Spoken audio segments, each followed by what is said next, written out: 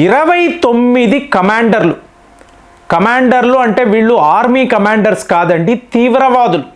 లష్కర్ ఈ తైబా, జైష్ ఈ మహమ్మద్, ఐఎస్ అలాగే హమాస్ వీటికి సంబంధించిన కమాండర్లు. సో ఇప్పుడు మనము ద అన్నోన్ గన్ మ్యాన్ గురించి మాట్లాడుతున్నాం. ఇదంతా ఏంటంటే ఒక ఫ్యాంటసీ చిత్రములో వచ్చే కథాపాత్రలాగా నాకైతే అనిపిస్తుంది. వీళ్ళు ఎవరు, ఎక్కడ ఉంటారు, ఎప్పుడు వస్తారు, ఏం చేస్తారు, మొత్తము చూస్తే భారత్కు వ్యతిరేకంగా ఎవరైతే పనులు చేస్తున్నారో వాళ్ళను వీళ్ళు ఫినిష్ చేయడం, ఖేల్ ఖతం. అంటే ఇక్కడ ఒకటి ఫ్రెండ్స్, ఒక వ్యక్తి మరణించాడు అన్నప్పుడు మనం ఆనందించడానికి కాదండి, కానీ ఇక్కడ ఏంటి, ఒక యుద్ధము. ఇప్పుడు అడాల్ఫ్ హిట్లర్ మరణించాడు అన్నప్పుడు ఎవరైనా బాధపడతారా? నరరూప రాక్షసుడు అమ్మయ్య పోయాడంటే భూమికి భారం. సో అలాంటి వాళ్లను ఎంచుకొని ఇది ఎంత గొప్పగా ఉంది అంటే, మీకు గత 2 నెలల్లో అక్టోబర్, నవంబర్, డిసెంబర్ రన్నింగ్లో ఉన్నాము. 29 మంది కమాండర్లు అండి, తీవ్రవాద కమాండర్లు. ఇందులో ఐఎస్ హమాస్ నుంచి వీళ్ళు కూడా. ఇప్పుడు హమాస్ వాళ్ళు ఏం ఆలోచించారు, ఇజ్రాయెల్ని ఎదుర్కోవడం మాకు కష్టం, కానీ భారత్ అన్నప్పుడు ఈజీ టార్గెట్ అని అనుకున్నారు. కానీ ఇక్కడ ఏం జరుగుతుంది, వీళ్ళు ఎక్కడి నుంచో వస్తున్నారు, ఈ మర్మ మనుషులు కరెక్ట్గా ఎంచుకుంటున్నారు. 2 షాట్ కిల్లింగ్ అంట, టాక్ అంతే. ఇందులో గొప్పతనం ఏంటో చెప్పమంటారా, మోసాద్ స్టైల్లో మీకు ఇదంతా కూడా జరగడం. అంటే ఇప్పుడు చూడండి, ఒక వ్యక్తి, ఒక తీవ్రవాది మన్సూర్ తాస్కిన్ అంటారు. ఇతను ఏం చేస్తాడు, బాంబులు తయారు చేస్తాడు తీవ్రవాదుల కోసము. ఐఈడి అంటే ఇంప్రొవైజ్డ్ ఎక్స్ప్లోజన్ డివైస్, దీనిని తయారు చేసి భారత్ అంతా కూడా పేలుళ్లు నిర్వహించడానికి ఏర్పాట్లు చేస్తాడు. సో ఇతను తన ఇంటిలో బాంబులు తయారు చేస్తున్నప్పుడు బయటికి వచ్చాడు, ఒక ప్లాట్ఫామ్ దగ్గర నడుస్తున్నాడు. మీకు అక్కడ ఒక ఐఈడి బ్లాస్ట్లో ఇతను మరణిస్తున్నాడు. చూడండి, అంటే ఇదంతా ఏంటి, మోసాద్ స్టైల్. మోసాద్ రా ఏజెంట్లు కలిసి ఇలాంటి పనులు. ఇప్పుడు మామూలుగా ఇతన్ని మీరు కాల్చి చంపేయవచ్చు కదా, అలా కాదు. బాంబులు తయారు చేసేవాడిని బాంబు బ్లాస్టులో మీరు హతం చెయ్యడము, ఇదేనండి స్టైల్. ఇంకొక వ్యక్తి డ్రోన్లు తయారు చేసి అందులో మాదక ద్రవ్యాలు అలాగే బాంబులు. అంటే ఇదంతా మీకు భారత్కు వ్యతిరేకంగా వీళ్ళు చేస్తున్న పనులు. చేస్తున్నప్పుడు అదే స్టైల్లో వీళ్ళు మరణించడం, ఇదే మనం గమనించాలి. సో డ్రోన్లు తయారు చేసేవాడు ఒక డ్రోన్ దాడిలో మరణిస్తున్నాడు. ఎలా ఉందో చూడండి. సో మామూలుగా వాడిని హతం చేయడము కాదు, నీ స్టైల్లో నిన్నే మేము వేసేస్తున్నాము.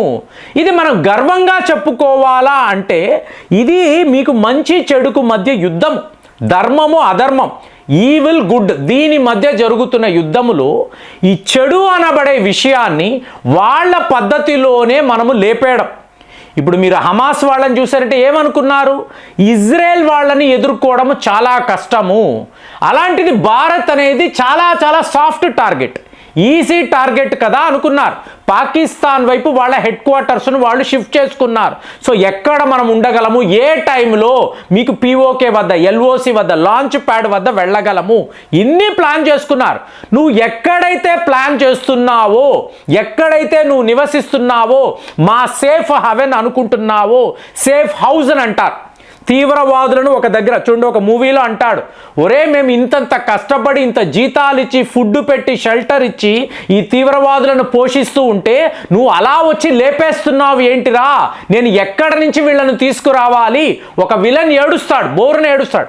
అలాంటి సిచ్యువేషన్ని ఈ అన్నోన్ గన్ మ్యాన్ ఇవాళ క్రియేట్ చేశారంటే, వీళ్ళు ఎవరు, భారత ప్రభుత్వాన్ని అడుగుతున్నారు, ఇజ్రాయెల్ని అడుగుతున్నారు, రష్యా వాళ్ళని అడుగుతున్నారు, ఎక్కడండి వీళ్ళను తయారు చేశారు, పాయింట్ బ్లాంక్లో మా తీవ్రవాదులను ఇలా లేపేస్తున్నారు. 29 మంది కమాండర్స్ అంటే వీళ్ళకు ఎన్నేళ్ల పాటు మీకు ట్రైనింగ్ ఉంటుంది. వీళ్ళ ఆయుధాల సరఫరా అంటే ఈ వెపన్స్ సప్లై చేసేవాడు. చూడండి, ఏ వ్యక్తి అయితే ఈ వెపన్స్ను సప్లై చేస్తాడో ఆ వెపన్స్ సప్లై చేసే టైంలోనే ఇతన్ని వేసేస్తున్నారండి. అంటే వీళ్లకు మనం క్లియర్గా చెప్తున్నాం, నువ్వు ఎందులో ఎక్స్పర్ట్ అనుకుంటున్నావో ఆ ఎక్స్పర్ట్ యొక్క ఏరివేతను చెయ్యడానికి మా వద్ద ఎక్స్పర్ట్స్ ఉన్నారు, నిపుణులు ఉన్నారు. భారత్ను ఈజీగా తీసుకోవద్దు. సారీ అండి, ఇక్కడ భారత్ అంటున్నా అంటే మనమే చేస్తున్నట్టుగా ఒక పిక్చర్ వస్తుంది. ఈ రోజు కూడా మనం ఆ విషయంలో మాట్లాడలేదు. మీరు అజిత్ దోవెల్ గారు అనండి, జైశంకర్ గారు, మోదీ గారు ఎవరిని అడిగినా గుస్గుస్కే మారేంగే అని ఒకే మాట అమిత్ షా అన్నారు, మోదీ గారు అన్నారు. మరి ఇదే అది అని అనుకుంటే ఓకే, ఎందుకంటే మీ ప్రధాని చెప్తున్నారు ఇంటింట మీ ఇంటిలోకి వచ్చి మిమ్మల్ని వేసేస్తామని చెప్పి మీ ప్రధానమంత్రి అంటున్నారు. అదే జరుగుతుందా? కానీ వీళ్ళే వాళ్ళ ఎక్కడ ఎటువంటి ఆధారాలు లేవు. చెప్తున్నా కదా, ఒక్క అన్నోన్ గన్మ్యాన్ కూడా ఇవాళ అంటే సిఐఏ లెవెల్ నుంచి FBI అనండి, ISI అనండి, మీకు ఈ తీవ్రవాదుల గ్యాంగులంతా వెతుకుతున్నారు. ఎవర్రా మీరు, ఎక్కడి నుంచి వస్తున్నారు, మా తీవ్రవాదులను ఇలాగా. ఇప్పుడు చూడండి, కరీ రెహమాన్ అంటారు, మొన్నటికి మొన్న జస్ట్ తన ఇంట్లో ఉన్నాడు, మీకు ఎవరో తలుపు కొట్టారు, తలుపు తెరిచాడు, పాయింట్ బ్లాంకులో మీకు 2 షాట్స్, టపా టపా అంతే. అక్కడి నుంచి వెళ్ళిపోవడం. ఇతనేంటి 15 ఏళ్ల పాటు మీకు లష్కరీ తైబా యొక్క కమాండర్ అండి. అంటే మొత్తం ఒక కొరియర్ లాగా ఉండి మీకు ఆయుధాలు, మాదక ద్రవ్యాలు, ఫేక్ కరెన్సీ, పాకిస్తాన్ నుంచి వస్తున్న ఫేక్ కరెన్సీ, వీటినంతా కూడా తీవ్రవాదులకు సరఫరా చేసి శ్రీనగర్ దగ్గర ఆపరేట్ చేసేవాడు.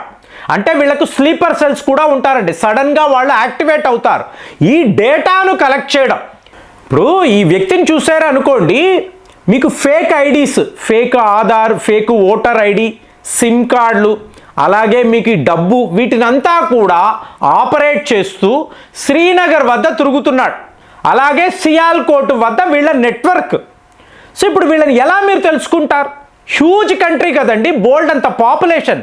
కానీ ఒక వర్గము ఏం చేస్తుందంటే, వీళ్ళు ఎక్కడ ఉంటారు, వీళ్ళ చుట్టూత ఎంతమంది ఉంటారు, వీళ్ళు ఏ క్యాంపుల్లో ట్రైనింగ్ తీసుకుంటారు, ఎలాంటి ఆయుధాలను వాడతారు, వీళ్ళ మోడస్ ఆపరెండి ఏమిటి, పూర్తిగా తెలుసుకొని కరెక్ట్గా టైమింగ్ చూసుకొని అక్కడికి వెళ్ళి ఆ వ్యక్తిని ఎంచుకొని, నువ్వు ఇక్కడే ఉన్నావా, తలుపు తెరిచిన తర్వాత నీ మీద కాల్పులు జరుపుతాము, నువ్వు అక్కడికక్కడ కుప్ప కూలిపోతావు, మేము సైలెంట్గా వెళ్ళిపోతాము.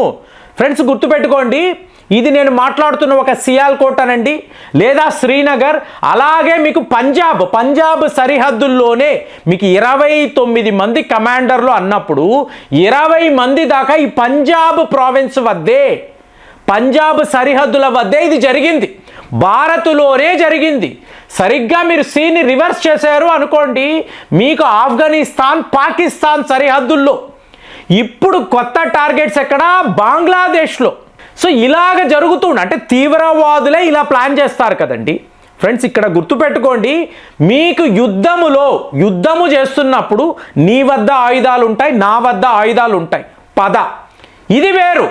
కామన్ మ్యాన్ని టార్గెట్ చేయడం, ఆయుధాలు లేని తన పని ఏదో చేసుకుంటూ వెళుతున్న కామన్ మ్యాన్ మీద ఇలాంటి పేలుడు పదార్థాలు వాడి వాళ్ళ జీవితాలను మీరు పణంగా పెట్టి ఏం సాధిస్తారు అంటే, మేము తీవ్రవాదులము, మేము ఇలాగే ఉంటామని చెప్పిన వాళ్లను మీరు ఏరుతున్నారు, ఎంచుకుంటున్నారు. వాళ్ళు ఎక్కడ ఉంటున్నారో తెలుసుకొని 2 నెలల్లో 29 మంది కమాండర్లను ఈ అన్నోన్ గన్మెన్ ఒక్కొక్క ఏరియాలో ఎక్కడెక్కడో, మీకు పంజాబ్ ఎక్కడ ఉంది, శ్రీనగర్ ఎక్కడ ఉంది, ఖైబర్ పాఖ్తున్ఖ్వా ఎక్కడ ఉంది, బంగ్లాదేశ్ ఎక్కడ ఉంది, ఇన్ని ప్రాంతాలలో వీళ్ళు తిరుగుతూ బైకుల మీదేనండి. వీళ్ళు ఎవరో తెలియడం లేదు, కానీ భారత్కు వ్యతిరేకంగా ఎవరు ఎటువంటి పనులు చేసినా వాళ్ళ యొక్క అంతిమ ప్రయాణం ఇలాగే ఉంటుందని వీళ్ళు చెప్తున్నారంటే ఇది ఒక పెద్ద మిస్టరీగా ఉంది. వీళ్ళ గురించి ఎన్ని వీడియోలు పెట్టినా ఇంకా ఈ మిస్టరీ పెరుగుతూనే ఉంది, కానీ మనకు అక్కడ వీళ్ళ వేరబౌట్స్ అనేది అసలు తెలియడం లేదు. మరి వీళ్ళ గురించి ఆలోచిస్తే మీ ఫీలింగ్స్ ఎలా ఉన్నాయి కామెంట్స్లో తెలియజేయండి. మళ్ళీ వచ్చే వీడియోలో కలుద్దాం. జై హింద్.